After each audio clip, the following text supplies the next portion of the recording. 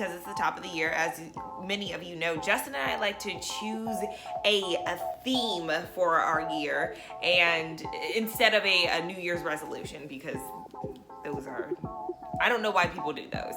I'm not gonna downplay anyone who does it. I know I'm not talking mess. I'm just saying I've never been successful with it. I've never known someone else to be successful with a New Year's resolution. I've known a lot of people to be successful with mid-year goals, like, hey, starting in July, I'm gonna start running, or whatever. Gotcha.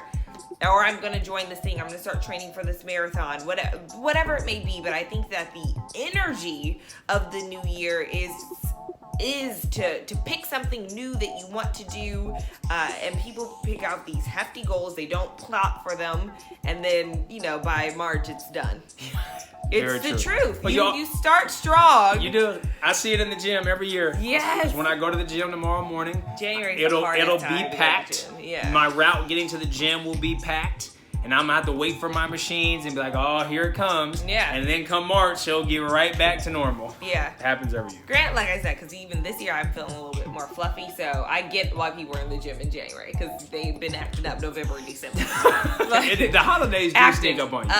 I will say, since the vegan diet, I've been fine, but I so much carbs, bread, and pasta. And why didn't you stop me? It's feel good times. I'm not gonna. It's one of those where you can't penalize yourself for enjoying yourself. No. And I think really. there needs to be a balance. But if you're pretty strict throughout the year and you want to have 2-3 weeks where you just want to enjoy friends and family and enjoy your life and say, okay, look, this may hurt me a little bit, but I'll just get back on the wagon, and by end of January I made up for what I did. I don't have any issue with that. Sometimes you just have to. And enjoy I do life. Get back on the wagon. Exactly. Yeah. So no need to be hard on yourself. But back to your New Year's. Back to our words. Do you want to say your word first? Yes. So I started this. I think this is my 6th year doing a word. It's my 5th or 6th year. I have to go back. This is only my 3rd. I'd have to go back and look at my goals spreadsheet, and I have it written in there. But I'm pretty sure 2013. It was 2013 or 2014. I got to start keeping track of this, because I don't even want to repeat, because now I can't remember my word before last year. You're playing yourself, and that's why I have to write it down in a spreadsheet. But it was either 2013 or 2014 when I started this. And for 2019, the word I chose was release. Joy is so excited about this word. And the reason why I chose the word release is because I have lived a lot of my life with expectations ruining moments. And it was magnified at the end of this year on New Year's Eve, literally at like 10 o'clock on New Year's Eve. Joy shows me a video that she had made for me, and it was a recap video of 2018. And I look, it was 18 minutes. It was 18 minutes long. 18, you see what I did there? And I look at this video and I just said, wow, all of this happened in 2018 and I missed it.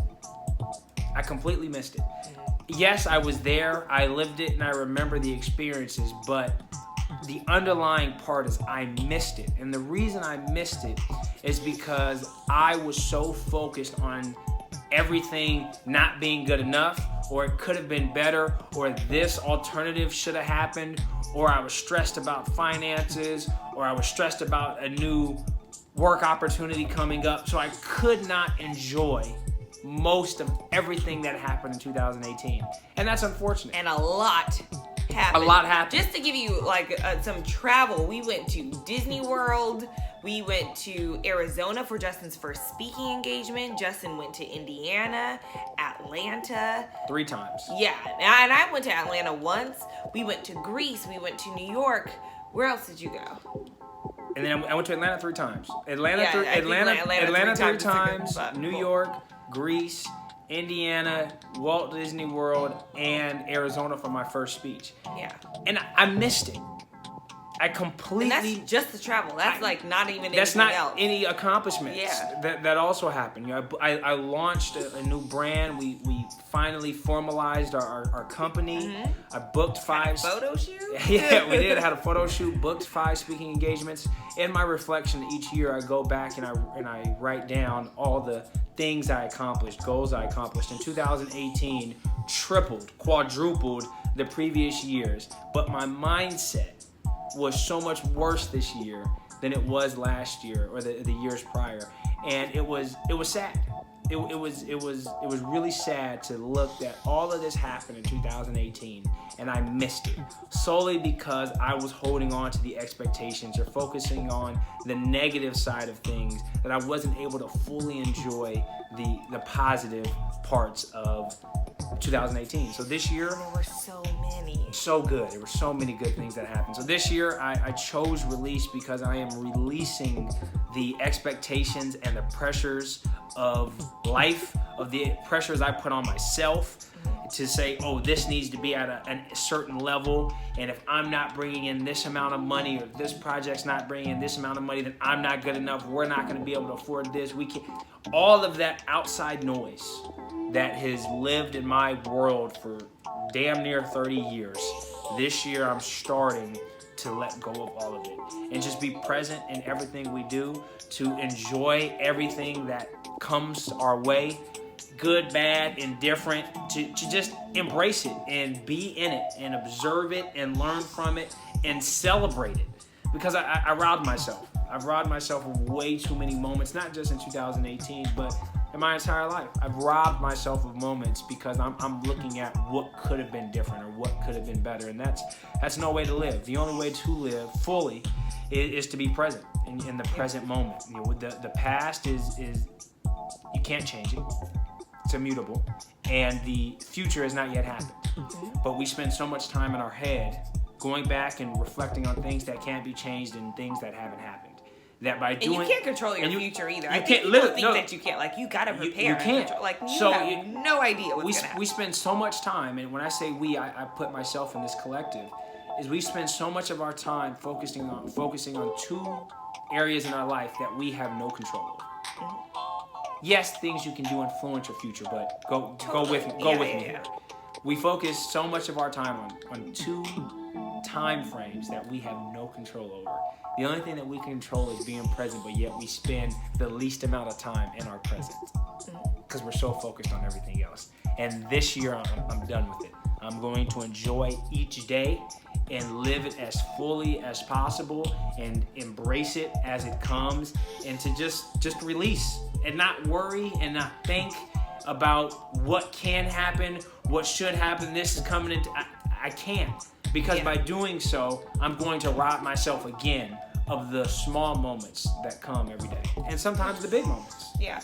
I'm really excited for you because I know that that's when my life changed. I was October 2016. I was looking up at a tree, and there's one of these trees kind of in front of our house, and I said out loud, I said, I release resistance. Like, I realized everything came to a halt. I realized I had just been so resistant for so long, and for me, our resistance manifests in very different ways. I was more so resistant to change, I was resistant to change mostly, which, if you've been living life long enough, you know it's like the one guarantee in life, right? That there's going to be change. And every time there was a shift or a change in my life, I would fight it. And I just, at that point in time, was like, you know what? I don't want to do this anymore. I'm just going to release resistance and just allow my life to flow. And I have been so much happier since I've made that decision, and my aura in New York proved it. I think we've already talked about it, but we took aura pictures, and she just said, like, you're just really happy, and I truly am, and I can confidently say that I worked to get here because I was not always just really happy. I would outwardly be pretty happy, sure, but on the inside I'd probably be like struggling with something. But on the inside, I'm not struggling. What's happening inside is what you see outside, and it's immensely wonderful. So I'm so excited for you. The word that I originally chose this year was exposure. And the reason why I chose that word was because I wanted to be mindful about who I was exposing myself to and for how long. I wanted to make sure that I was entering into spaces being mindful of how I was using my energy and of the energy that I was receiving. Now, because I've done enough of my homework, I realized, I said, wait a minute. Me saying I need to manage my exposure and limit my exposure to people who are, not lending themselves in a way that's beneficial for me. I realized that was activating the vibration of resistance. And I was like, oh, so I was like, it's such a good word, but it's ultimately not. It didn't even feel good to say. Like, it made sense, but it didn't feel right. So I had to think about it some more, and I settled upon, well, not even settled. I came to the conclusion that my word this year is going to be openness. Which is a lot different than exposure, but not really. So now my mindset is that I'm going to be open to new experiences, open to the ways in which people want to share their energy with me, and share my energy with them accordingly, and just open to growth, open to changes, open to life. Like, I'm just open, and I'm happy about it. And I will say that openness is significantly different than exposure. It's not the same. It's not the same, but it's similar. If you think about exposed, I'm exposed, yes, or I'm open. Though it's a similar situation, but a completely different. It has a different vibe. That's what I was gonna say. I was like, the context of the two words. If you look at it from a definition standpoint, yes, they're same. But the content of exposure and the content of openness is vastly different. Yeah, it's a different vibe. Like I said, it's a completely different vibe. Different vibe. Yeah. So, but I was really proud because I was like, Joy, you better go self-correct, because I could have just been like, you know what, exposure sounds nice, and I don't want to think about this anymore. So that's what I'm gonna go with. But nope. I was like, that's not. Had to switch it up. Vibration, yeah. Had to switch it up to the right thing. Yeah. And it's been nice. This is again 5 or 6 years doing this, and it has significantly made a difference in how I just approach every year. And then what I do is I just kind of stack those words and continue to go back and look at other words I've done, and it's just a reminder that just because I chose purpose for my word last year does not mean that I disregard purpose in 2019 and just focus on releasing. Yeah, it's continuing to live in purpose, but also being releasing the expectations around all of that to fully live a more full, complete, conscious, present life. Yeah, because my word last year was evolve. I'm going to keep evolving. Exactly. So there's no way to stop. And that's the thing that I really enjoy about it, is that it allows you to grow. With resolutions, it's typically goal based. Well, once I lose 30 pounds, I've accomplished my resolution. Where picking a word of the year or a theme of the year allows you to carry on, and there's no finish line. There's no end in sight. You just continuing to grow and develop. So for those of you who are still making New Year's resolutions or have not made a New Year's resolution and want to try something different, I encourage you to spend some time and think about a word or theme of the year that you would like to follow for 2019. And again, as someone who's done this for several years, it has made a significant difference. And it's just nice to be able to hold myself accountable in different ways.